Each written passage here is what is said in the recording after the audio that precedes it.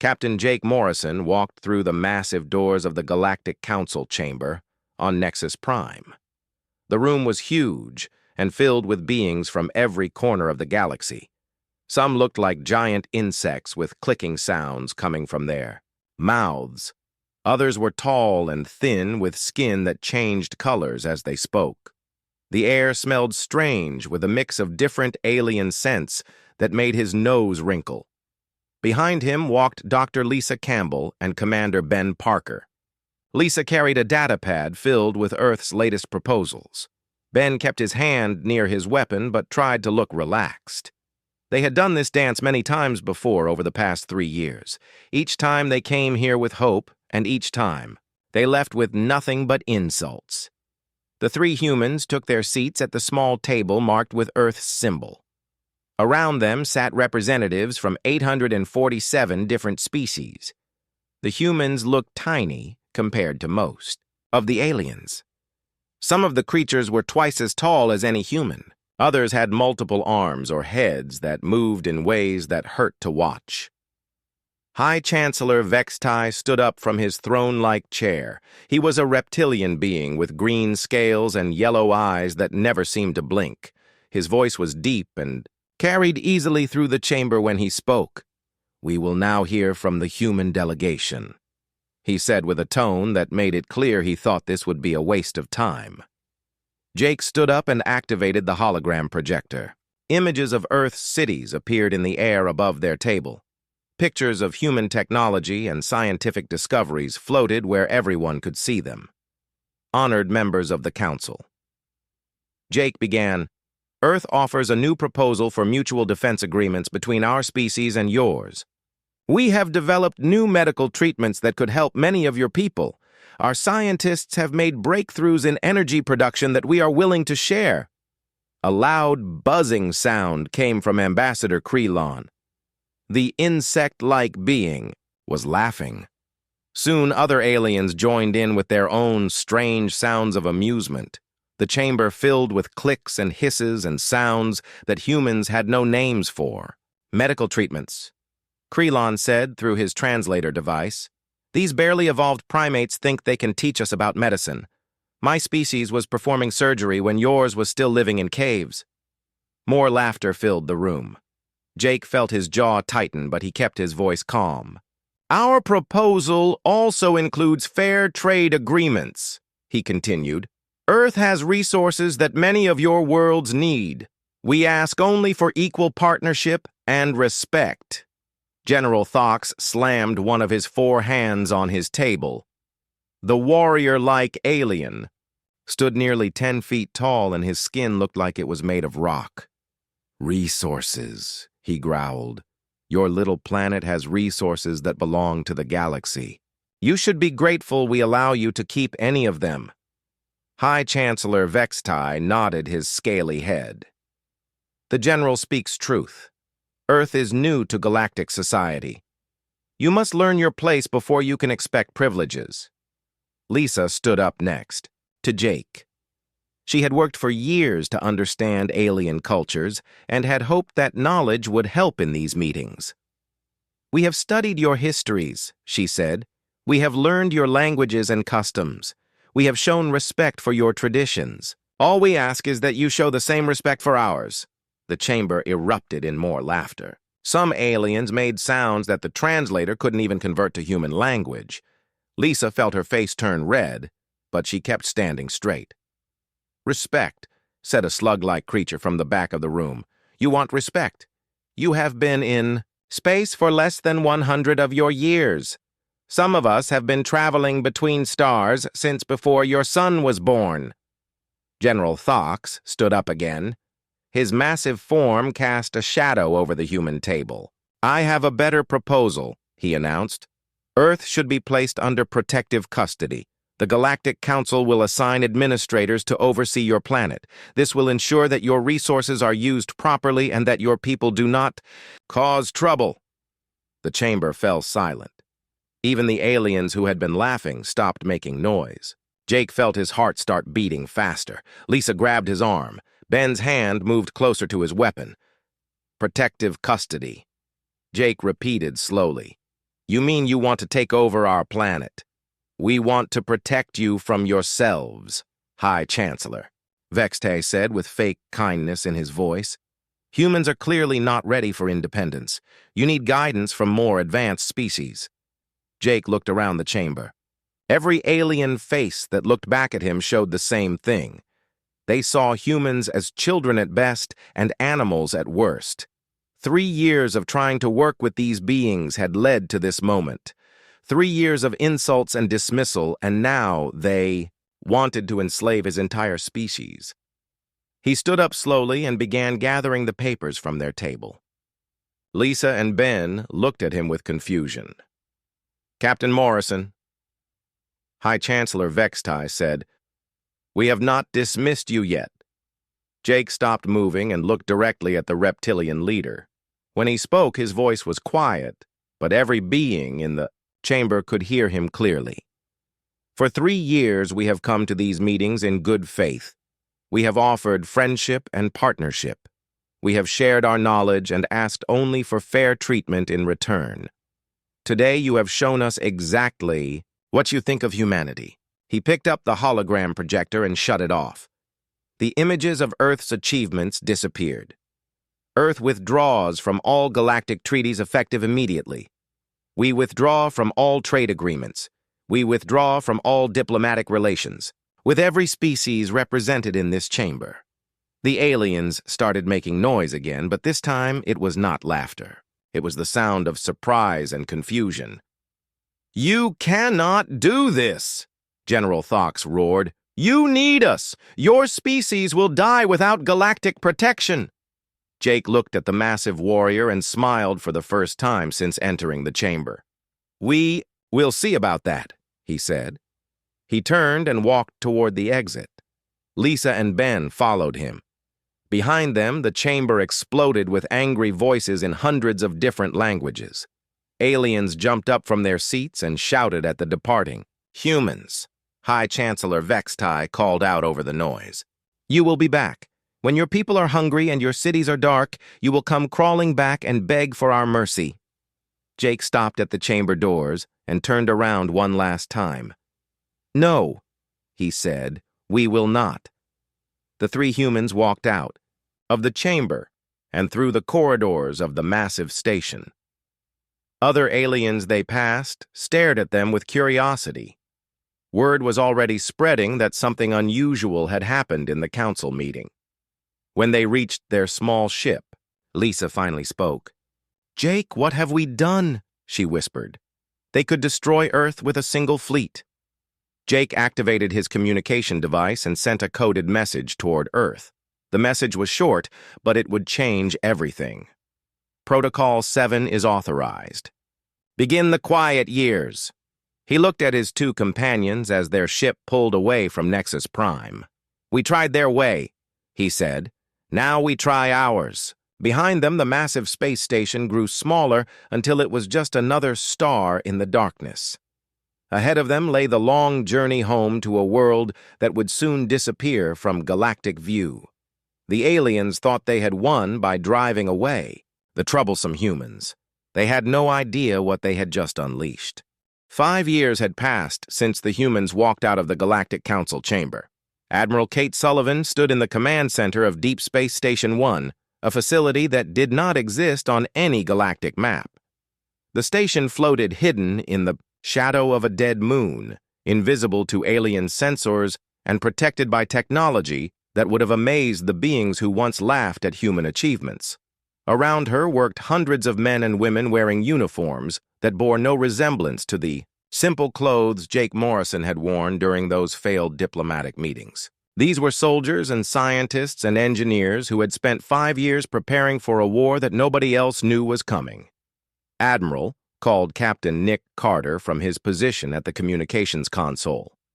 "We have reports from Shadow Fleet. Operations in Sector 7. Colonel Hayes confirms another successful mission." Kate nodded and walked to the large display screen that showed a map of the galaxy. Red dots marked the locations where alien ships had disappeared over the past 2 years. Blue dots showed where human forces had struck without being detected. The pattern would have been clear to anyone who understood military strategy, but the aliens were too busy fighting each other to notice. "What did they hit this time?" she asked. "A pirate base in the Outer Rim," Nick replied. 47 criminal ships destroyed. No survivors to report what happened. The base computers were wiped clean before anyone could send a distress signal."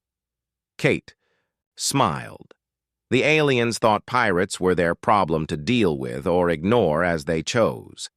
They had no idea that humanity was systematically cleaning up the galaxy's worst criminals while testing their new weapons and tactics. On Earth, Dr. Alex Rivera worked in a laboratory that had been built 3 miles underground. The lab was larger than most alien research facilities and filled with technology that combined human innovation with reverse-engineered alien equipment. For 5 years, his team had been taking apart every piece of alien technology they could find and making it better. "The new plasma rifles are ready for field testing," announced Dr. Rivera to his team. "They have 3 times the power output of standard Galactic Council weapons and use half the energy." His assistant, Dr. Jane Watson, looked up from her work on shield generators. "The defensive systems are ready too. Our new shields can stop anything the aliens have in their current arsenal." Alex walked to a window that looked out over the massive underground complex. Thousands of workers built ships and weapons in factories that operated in complete secrecy. The ships they produced looked nothing like the crude vessels Earth had used during the diplomatic years. These were sleek and fast and armed with weapons that could punch holes through alien battleships. President Emma Johnson received daily reports from both Admiral Sullivan and Dr. Rivera in her office deep beneath the Rocky Mountains. The president, who had once hoped for peaceful cooperation with the galaxy, now oversaw the largest military buildup in human history. "How many ships do we have operational?" she asked General Ryan Hayes during their weekly briefing. 215 capital ships, he replied. 860 fighters, all equipped with the new technology and crewed by personnel trained in deep space combat. Emma looked at the numbers on her screen. 5 years ago, Earth had owned 12 ships capable of traveling between stars. Now they had a fleet that could challenge any alien military in the galaxy. "And they still think we have vanished," she said. "Yes, ma'am," Ryan answered. "Our stealth technology keeps our ships invisible to their sensors. As far as the galactic community knows, Earth stopped building ships after we left their council." The aliens had indeed celebrated when the humans disappeared from galactic politics. High Chancellor Vextai had announced that the troublesome species had finally learned their place. Trade routes that Earth had tried to negotiate access to were divided among the more deserving civilizations. Planets that humans had wanted to colonize were handed out to alien corporations as rewards for loyalty. But strange things had begun happening in the dark spaces between stars. Cargo ships carrying weapons to conflict zones never reached their destinations. Slave traders who had operated for centuries found their entire fleets missing after routine supply runs. Criminal organizations that had built their power through violence and fear discovered their bases empty and their leaders gone. The aliens blamed each other for these disappearances.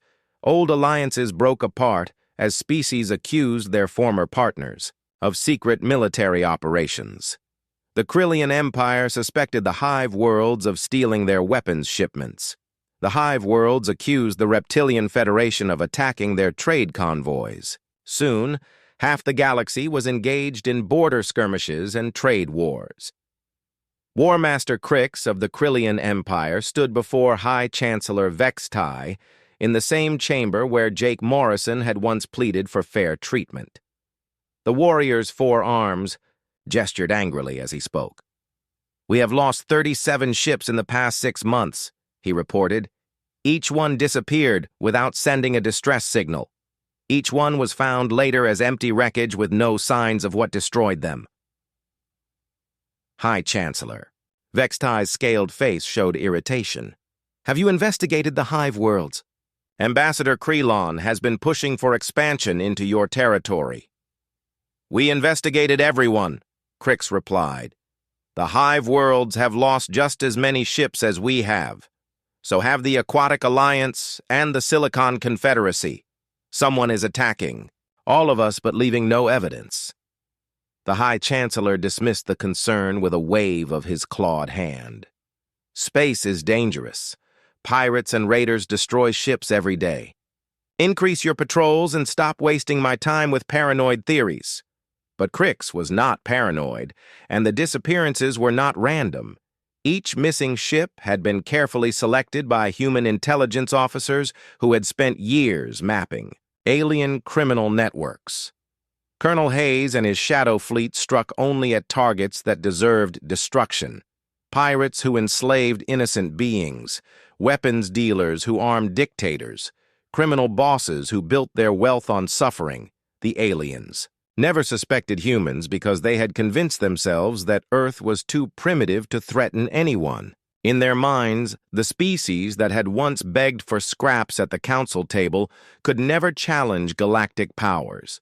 They looked for enemies among their equals and never thought to look down at the beings they had dismissed as inferior. Captain. Nick Carter piloted his stealth ship through an asteroid field where pirates had hidden their base for 50 years. His crew of 12 included the best soldiers and technicians that Earth had produced. They wore armor that made them stronger and faster than any alien warrior. They carried weapons that could cut through metal like paper. "Target acquired," reported his weapons officer. 43 criminal ships docked at the asteroid base. Estimated. Crew of 800 pirates. Nick studied the tactical display. These pirates had been raiding peaceful colonies for decades, while the Galactic Council ignored the problem. Today their crimes would end. "Begin the operation," he ordered. "No survivors. No evidence left behind." The attack lasted 18 minutes. When it was over, the pirate base was gone, and space was filled with the wreckage of ships that would never again terrorize innocent beings. Nick's ship disappeared back into the darkness, leaving behind only silence and the mystery of what had destroyed such a well-defended criminal stronghold. President Johnson addressed the secret session of Earth's unified government from her underground command center. Leaders from every nation sat around a table made from materials that had once been alien technology. "Phase 1 is complete," she announced. "The galaxy thinks we have vanished while we have been preparing for our return. Criminal organizations that once operated with impunity now live in fear of unknown attackers. Alien governments waste their resources fighting each other instead of building strength." She looked at each leader around the table. "Phase 2 begins now. Let them learn what happens when you corner a predator." Commander Sarah Blake stood on the bridge of the ESS Liberty, watching 3 Krillian destroyers approach her ship on the tactical display. The enemy vessels moved in perfect formation with their weapons already charging for attack. Their commanders probably thought this would be an easy victory against a defenseless human transport ship. The Liberty looked exactly like the colony vessels that Earth had used years ago during the diplomatic period. Its hull was painted with civilian markings and its exterior showed no signs of weapons or military equipment. Any alien scanning the ship would see exactly what they expected to see from the primitive humans they remembered. "Incoming transmission from the lead Krillian ship," reported Lieutenant Dan Foster from his position at communications. Sarah nodded. "Put them on screen." The display showed War Commander Thax, a massive Krillian warrior with 4 arms and stone-like skin. His yellow eyes glowed with anticipation as he looked at the human bridge crew. "Human vessel," he growled through the translator. "You have entered Krillian military space without permission. Surrender your ship and prepare to be destroyed." Sarah stood calmly with her hands behind her back. She wore the simple blue uniform of a merchant marine officer, with no military insignia visible anywhere on her clothing. "War Commander Thax," she replied. "This is Commander Blake of the Earth merchant vessel Liberty. We are carrying medical supplies to colonies in the neutral zone. We have committed no crime." Thax laughed, a sound like rocks grinding together. "Crime? Humans existing in our space is crime enough. Your species should have stayed hidden after your cowardly retreat from the Council. Behind Sarah, her crew worked quietly at their stations. Each person looked calm and professional despite facing 3 warships that could normally destroy 100 civilian vessels. They knew something that the Krillians did not know. "We are leaving Krillian space immediately," Sarah said. "There is no need for violence." "Too late for that," Thax snarled. "My orders are to test our new weapons on any human ships we encounter. Consider this a lesson about respecting your betters." The 3 Krillian destroyers spread out into attack formation. Each ship was twice the size of the Liberty and armed with plasma cannons that could melt through standard civilian hulls in seconds. War Commander Thax was already planning his report to the Krillian High Command about destroying another weak human vessel. "Krillian ships are charging weapons," Dan reported. "They will fire in 30 seconds. Sarah walked to her command chair and placed her hand on a red button that was hidden beneath a protective cover. Around her, the bridge crew prepared for combat with movements that showed years of training and preparation. "All crew prepare for combat operations," she announced over the ship's communication system. "Authorization code 77 Alpha. Reveal our true nature." The Liberty began to change. Panels slid away from its hull to reveal armor plating that gleamed like mirrors. Weapon ports opened along its sides and top.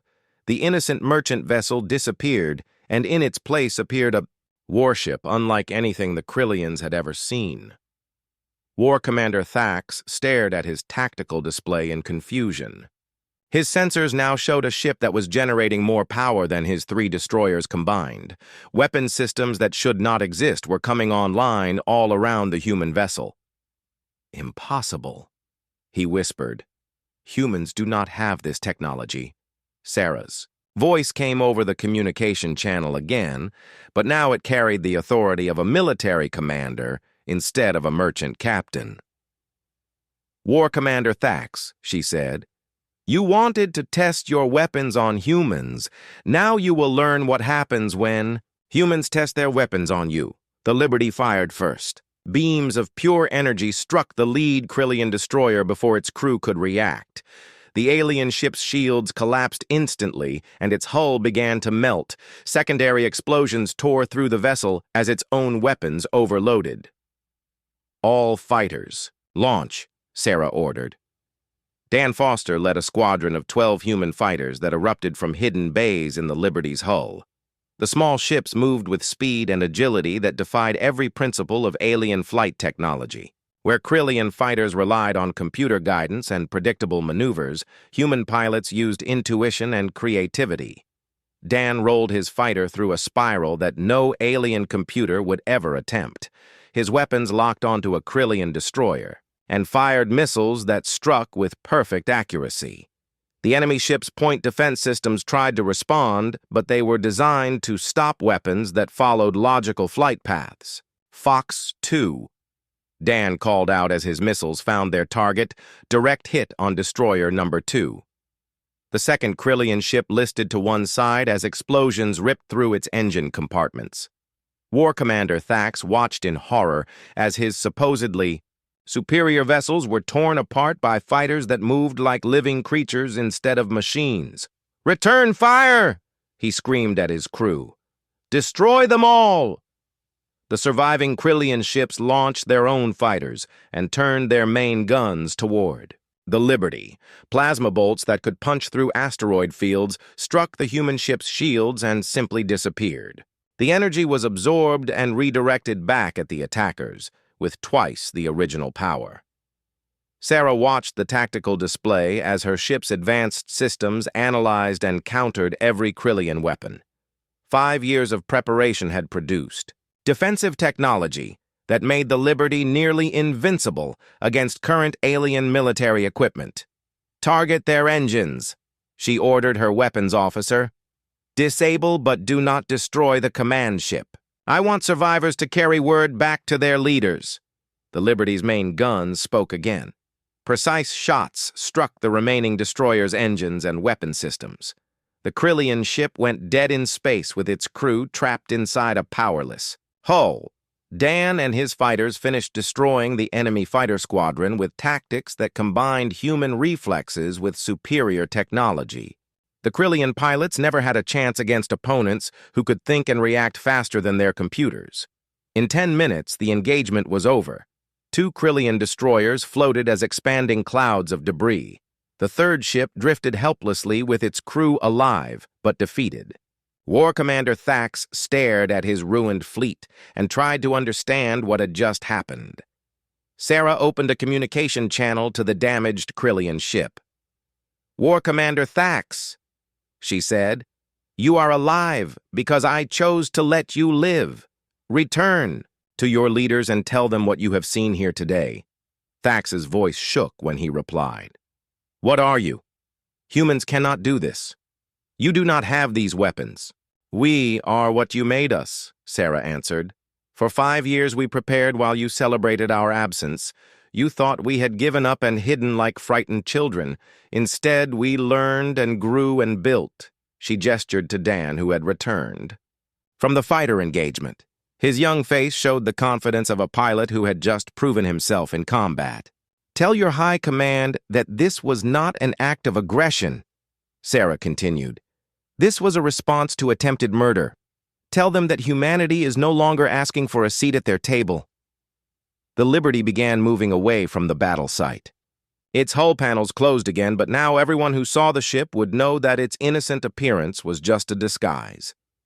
"Tell them we are building our own table," Sarah said as her ship disappeared into hyperspace. War Commander Thax sat in his ruined command center and tried to compose a report that his superiors would believe. How could he explain that 3 modern warships had been destroyed by a single human vessel? How could he describe fighters that moved like no machine should be able to move? He activated his emergency beacon and waited for rescue. When help arrived, he would have to tell the Krillian High Command that everything they thought they knew about humans was wrong. Fleet Admiral Troy Williams received Sarah's report in his command center deep beneath the Pacific Ocean. The first public engagement between human and alien forces had gone exactly as planned. More importantly, the message was now spreading through galactic communication networks. Admiral reported his intelligence officer, "We are monitoring alien communication channels. Word of the engagement is spreading fast. Several species are demanding emergency council meetings."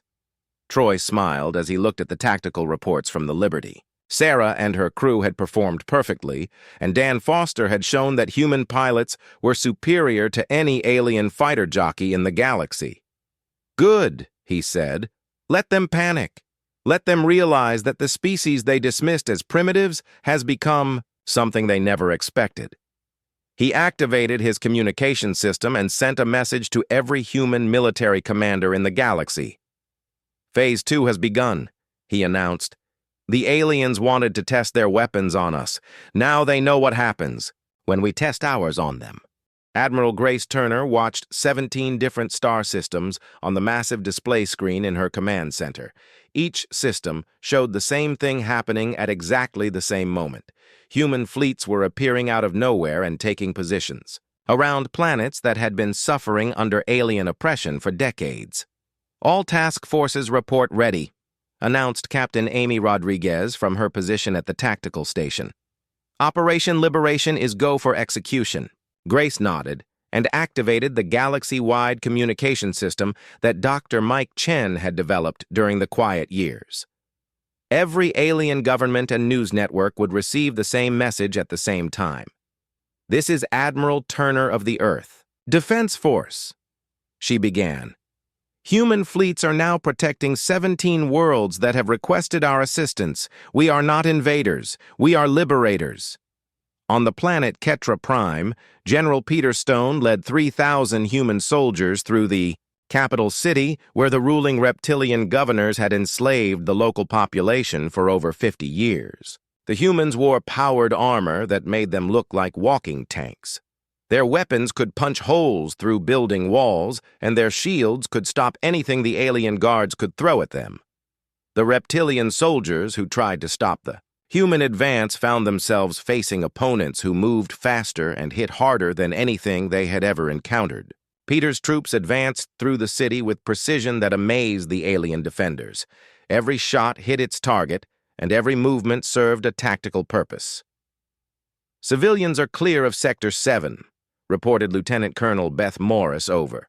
The radio, "All reptilian military positions have been neutralized." Peter looked at his tactical display showing the city. His soldiers had taken control of every important building in less than 2 hours.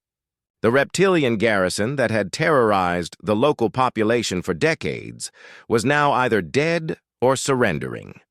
"Begin Phase 2, he ordered. "Secure the government buildings and free all political prisoners." The human soldiers moved through the capital with the support of cheering crowds. The Katran people had waited 50 years for freedom, and now it was finally happening. Human medics treated wounded civilians, while human engineers began repairing infrastructure that the reptilians had neglected. In space above 17 different worlds, human fleets established defensive positions around planets that most of the galaxy had forgotten. Admiral Turner's ships protected worlds where the population had been enslaved to mine resources for alien corporations. Captain Rodriguez led special forces that dismantled slave trading networks with surgical precision. Dr. Mike Chen broadcast from his laboratory on Earth to every communication network in the galaxy. Behind him stood displays showing human technological achievements that had been developed during the 5 years of silence. "Citizens of the galaxy," he announced, "I am Dr. Chen of the Earth Science Consortium. Today, humanity shares with you the advances we have made during our period of isolation." The display showed medical equipment that could cure diseases the galaxy considered incurable, energy generators that produced more power than anything alien science had achieved, faster than light communication systems that could connect any 2 points in the galaxy instantly. These technologies are freely available to any species that renounces aggression and commits to protecting the rights of all sentient beings. Dr. Chen continued, "We offer partnership based on equality and mutual respect." High Chancellor Vextai watched the broadcasts from his emergency command center on Nexus Prime. Around him, alien military leaders argued about how to respond to the human actions. Some wanted to attack immediately while others suggested negotiation. "Impossible!" War Master Crix shouted for the 10th time. "Humans cannot have developed these technologies in 5 years. This must be some kind of trick." Defense Minister Zarketh studied the tactical reports coming from the 17 liberated worlds. "Our forces are reporting complete defeat at every engagement site. Human weapons and armor are superior to anything in our arsenals." The High Chancellor's scaled face showed the strain of watching his carefully ordered galaxy fall apart in a single day. The humans who had once begged for scraps at his council table were now dictating terms to the most powerful civilizations in known space. "Send a message to all council members," he ordered. "Emergency session in 6 hours. We must coordinate our response to this human aggression." But when the emergency session convened, only half the expected delegates appeared. Many species were too busy dealing with human fleets in their territory or trying to join the growing coalition of worlds that supported Earth's actions. Ambassador Krelon buzzed nervously as he delivered his report to the reduced council. 30. 7 species have already announced their intention to leave the Galactic Confederation and join what the humans are calling the Free Species Alliance. More bad news came from every corner of the galaxy. The Aquatic Alliance had lost their slave. Mining operations when human forces freed all the workers and provided them with ships to return home. The Silicon Confederacy found their weapons manufacturing facilities shut down by human special forces, who appeared and disappeared like ghosts. Captain Amy Rodriguez led her team through the corridors of a space station where alien criminals had operated a slave market for over 100 years. Her soldiers moved with the confidence of warriors who knew they were fighting for justice instead of conquest. "Prisoners secured," she reported to Admiral Turner. 430 beings freed from the slave pens. The station operators have been neutralized. Amy looked at the freed prisoners as her medics treated injuries caused by years of abuse. Some were species she had never seen before, but all of them looked at the human soldiers with the same expression of grateful amazement. Medical ships are standing by to transport the former prisoners to safety, Amy continued. The station's computer records have been copied for evidence of other criminal operations. Admiral Turner smiled as she received reports from all 17 operational zones. Every mission was proceeding exactly as planned. Human forces were achieving their objectives with minimal casualties while alien resistance crumbled before superior technology and tactics. Status report from all task force commanders, she requested. The reports came in one after another. General, Stone had liberated 3 worlds where the populations had been enslaved for decades. Captain Rodriguez had shut down 6 major criminal organizations. Other human commanders reported similar successes against targets that the old Galactic Confederation had either ignored or actively protected. Admiral called her communications officer. We are receiving surrender requests from 43 alien military units. They want to negotiate terms for ending hostilities. Grace considered the requests carefully. The humans had not come to conquer, but they would not accept anything less than complete victory over the forces of oppression. Tell them our terms are simple, she replied. Immediate cessation of all aggressive actions against civilian populations. Complete withdrawal from occupied worlds. Full cooperation with war crimes investigations.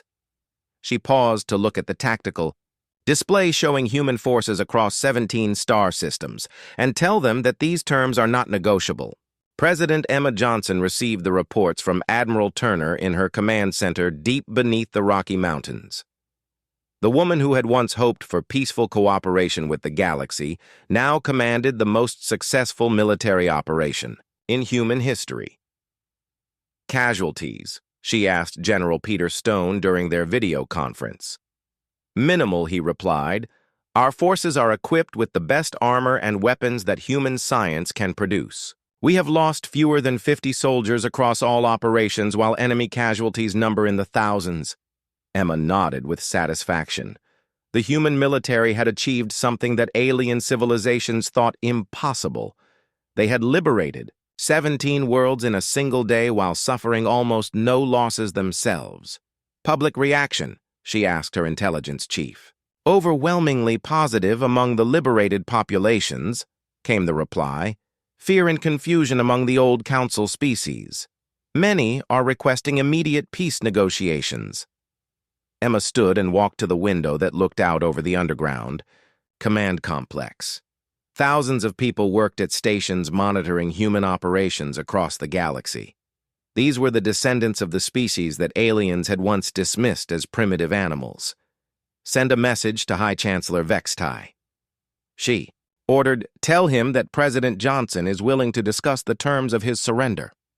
The galaxy was learning that humanity's greatest weapon had never been their technology or military might. It was their refusal to become the monsters that their oppressors expected them to be. In revealing their true capabilities, humans had not abandoned their principles but had finally gained the power to enforce them. President Emma Johnson stood before the assembled delegates of the Free Species Alliance in the Great Hall on New Geneva Station. The massive space station had been built in just 6 months using human technology and resources donated by grateful, liberated worlds. Around her sat representatives from over 200 species, many of whom had never been allowed to speak in the old Galactic Council. The hall looked nothing like the intimidating chamber on Nexus Prime where humans had once been humiliated. Here, every delegate sat at tables of equal size with translation equipment that allowed perfect communication between all species. The lighting was warm and welcoming, instead of harsh and imposing. Fellow beings of the galaxy, Emma began, 6 months ago we gathered here to form an alliance based on the simple principle that all sentient life deserves freedom and respect. Today we celebrate the success of that vision. Applause filled the hall in dozens of different forms. Some species clapped with hands or claws, while others made musical sounds or changed colors to show approval. The diversity was beautiful, and Emma smiled as she looked at faces that represented hope for a better galaxy. Behind her, a display showed the current state of galactic civilization. Blue areas represented worlds that had joined the Free Species Alliance. Red areas showed territories, still controlled by the old Confederation. The blue areas now covered more than half the galaxy and were growing every day. Admiral Jake Morrison entered the hall wearing the uniform of the Alliance Defense Force. This was the same man who had once sat quietly through alien insults in diplomatic meetings. Now he commanded the most powerful military force the galaxy had ever seen. "Mr. President," he said formally, "the Confederation fleet has been detected moving toward the neutral zone. High Chancellor Vextai appears to be making his final attempt to restore the old order." Emma nodded. They had all known this moment would come. The remaining Confederation species had spent months building the largest fleet in galactic history. Every ship they could find had been gathered for one massive attack designed to crush the human-led alliance. "How many ships?" she asked. 3,000 capital ships," Jake replied.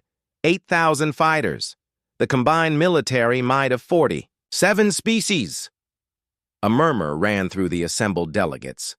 Even with all their technological advantages, the humans had never faced such overwhelming numbers. Some of the newer Alliance members looked worried as they calculated the odds of survival. Emma raised her hand for silence. "Admiral Morrison, will you please explain our response to this threat?" Jake activated the holographic display and showed the Alliance fleet positions. To many of the delegates, it looked like they were badly outnumbered. The human forces appeared tiny compared to the massive Confederation armada. "The Confederation believes they can win through superior numbers," Jake explained. "They still think we are the same primitive species they once dismissed. They are about to learn how wrong they have been." Dr. Lisa Campbell entered the hall carrying a data pad. She was now General Campbell and served as the Alliance's Chief of Humanitarian Operations. Her job was to care for the billions of beings who had been freed from oppression over the past months. "The refugee camps are ready," she reported. "Medical facilities have been established on 12 worlds to treat survivors of the coming battle. We will not abandon anyone who fights for freedom." Emma looked at the assembled delegates with pride. These beings had chosen to stand with humanity despite the risks. They had seen what the Alliance offered and decided it was worth fighting for. "The old Confederation offers you slavery disguised as order," she said. "We offer you genuine partnership based on equality. Today we fight to preserve that choice for future generations." The battle began in the Kepler system, where Admiral Morrison had positioned the Alliance fleet. The Confederation armada emerged from hyperspace in perfect formation with their weapons, already charging. High Chancellor Vextai commanded from his flagship, a massive dreadnought that was larger than any human station.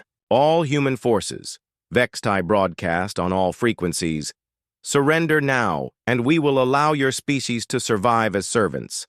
Continue this rebellion, and we will exterminate every human in the galaxy." Jake Morrison's reply was broadcast to both fleets and to every world in the galaxy. "High Chancellor Vextai, for 8 years you have underestimated humanity. Today, you will pay the price for that mistake." The battle that followed lasted 4 hours and changed the course of galactic history. The Confederation fleet attacked with every weapon they possessed, while the smaller Alliance force seemed to dance between their shots. Human ships moved with impossible grace, while their weapons struck with deadly precision. Lieutenant Dan Foster, now Colonel Foster, led a fighter wing that destroyed 3 Confederation battleships in the first hour. His pilots flew with the skill that came from years of training and the confidence that came from fighting for something greater than themselves. Blue Squadron reporting. Dan called over the radio, "Enemy formation Delta is broken, moving to support the liberation of Sector 7. The Confederation commanders watched in horror as their carefully planned attack fell apart. Ships that should have been invincible were torn apart by human weapons. Fighters that had ruled space for centuries were outmaneuvered by human pilots, who flew like they were born among the stars. High Chancellor Vexatai stood on his bridge watching his fleet die around him. 3,000 ships had become 1,500, then 800, then 400. The humans were not just winning. They were demonstrating complete superiority in every aspect of warfare. "Sir," his tactical officer reported, "all attack. Formations have been destroyed. The humans are requesting our surrender." Vextai looked at the tactical display showing the wreckage of his once mighty armada. Around his flagship floated the debris of ships from dozens of species that had believed they were the masters of the galaxy. Jake Morrison's face appeared on the main screen of the Confederation flagship. The human admiral looked calm and professional, despite commanding the most decisive military victory in recorded history. "High Chancellor," Jake said, "your fleet is defeated. Order your remaining ships to stand down and prepare to face justice for your crimes against sentient beings." Vextai felt something he had never experienced before. For the first time in his long life, the mighty reptilian leader was afraid. The species he had once called barely evolved primates now held his life in their hands. "What are your terms?" he asked quietly. "Unconditional surrender of all Confederation military forces," Jake replied. "Complete cooperation with war crimes tribunals. Immediate release of all political prisoners and enslaved populations." The High Chancellor looked around. His bridge at officers who had served him for decades. All of them showed the same expression of defeat and disbelief. "I accept your terms," he said. 3 days later, Ambassador Tom Harris stood before the newly formed Galactic Council of Free Worlds in the same hall where Emma Johnson had addressed the Alliance delegates. Tom was a young diplomat who had trained during the quiet years and now represented humanity's vision for galactic civilization. "The age of oppression is over," he announced. "Today we establish a new order based on the principle that every species, regardless of their technology or military power, has an equal voice in determining their destiny." High Chancellor Vexatai sat in the gallery watching the proceedings. He was no longer a leader, but simply another being learning to live in a galaxy where might did not make right. The humans had granted him amnesty in exchange for his cooperation in dismantling the old system of oppression. General Lisa Campbell reported on the humanitarian efforts that had followed the Confederation's defeat. Over 10 billion beings have been freed from slavery or authoritarian rule. Medical teams are treating the injured while reconstruction crews rebuild damaged worlds. The transformation was remarkable. Worlds that had suffered under alien occupation for centuries were now building their own governments with human assistance. Species that had been dismissed as inferior were discovering their own potential when given freedom and education. Jake Morrison, now Supreme Commander of Alliance Defense Forces, delivered the final report of the war. "The galaxy is at peace. Criminal organizations have been dismantled. Aggressive species have been disarmed. The age of conquest and exploitation has ended." Emma Johnson took the podium for the last time as President of Earth. Tomorrow she would become the first Secretary General of the Free Species Alliance, a position that would rotate among member species to ensure no single group could dominate the others. 8 years ago, humanity was dismissed as primitive and worthless, she said. Today, we have proven that true strength comes not from the ability to dominate others, but from the wisdom to lift them up. She looked directly at Vextai in the gallery. "You told us we would come crawling back and beg for mercy. Instead, we have created something better than what you offered. We have built a galaxy where every being can reach their full potential." The former High Chancellor stood slowly and walked to the speaker's podium. Every eye in the hall followed him as he prepared to address the assembly. "I was wrong," he said simply. We saw humans as primitives because they did not conquer us immediately. We never realized that their patience was not weakness but wisdom. Their mercy was not naivety but strength.